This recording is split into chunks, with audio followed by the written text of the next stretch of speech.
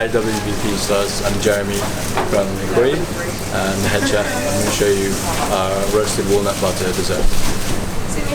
So we have some white chocolate which we've roasted for a long time to caramelize the sugar, and then we deep freeze it and we pulverize it to a powder so that it's crunchy, but because it's so cold it melts in your mouth and it's extremely delicious.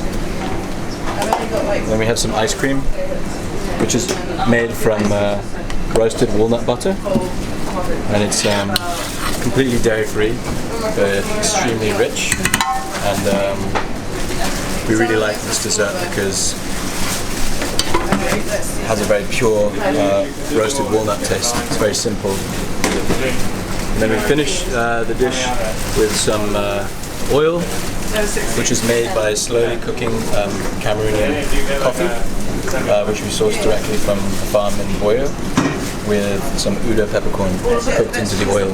So you have kind of a coffee, peppercorn, roasted chocolate tasting dessert.